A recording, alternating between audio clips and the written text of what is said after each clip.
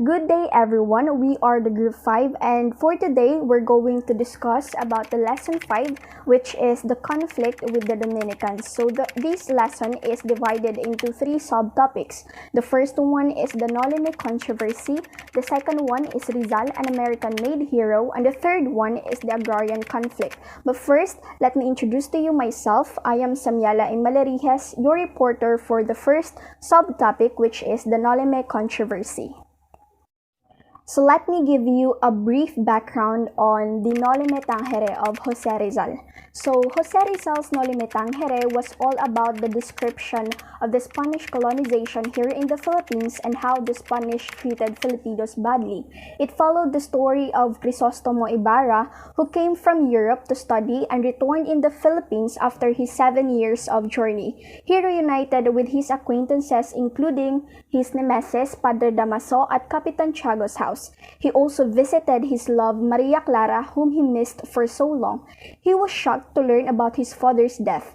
Lieutenant Guevara, his father's friend, told the story behind his father's death. He was told that Padre Damaso ordered the grave diggers to transfer Rafael Ibarra's body to the Chinese cemetery.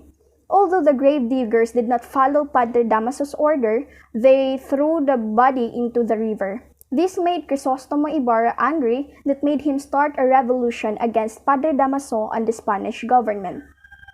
So this novel has a lot of symbolism and real-life events that opened the eyes of the Filipino people during the Spanish colonization to start the revolution and overthrow the Spanish colonizers. So every character in Noli Me Tangere has a role that depicts different roles in Philippine society to fight for the freedom of the country. Jose Rizal represented his persona as Crisostomo Ibarra, who was a rich character yet he was rebellious and fought for the freedom from the Spaniards, while Elias, who was poor and oppressed by the Spaniards, sacrificed his life so that Crisostomo can escape because he believed that Crisostomo has a better chance to fight against the Spaniards. So Elias' sacrifice paved the way to Crisostomo Ibarra's revenge against the Spaniards in the sequel of the novel El Filibusterismo. So other characters that significantly represent Filipinos were like Doña Victorina, was a social climber who did not want to be known as an Indio. All Filipinos were called Indios during that time of the Spaniards, which means that Filipinos were foolish, not smart, and poor. There are characters that have the symbolic meaning of the novel, like Sisa, was a mother of Crispin and Basilio who took care of her children and became an outcast when her sons were missing. So Sisa represents the Inang Bayan or motherland who became an outcast because of the ill treatment of the Spaniards to the Filipinos, while Maria Clara represented the Filipino women who were oppressed and abused by the Spaniards. So the novel depicted real-life events during the Spanish colonization in the Philippines, like the friars' command decisions were more powerful than the governor-general's decisions, social issues, injustice, and the Philippines as a backward country. So the conflicts in the novel exist until today's generation, that it affects our society and the country that needs to learn and read Noli Me Tangere. The conflicts were dominant in the novel, like corruption, injustice, poverty, and abuse remain the same problem up to this day. So what really happened during the Noli Me controversy?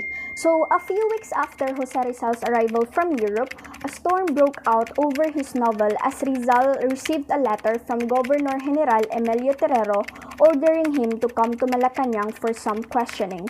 So while Rizal is on Europe, his novel Noli Me Tangere was already published in the Philippines, and the friars and other enemies were not pleased by the content of this novel, so they wanted this novel to be stopped from circulating in the Philippines. So Rizal, in response, went to Manila and appeared before the governor.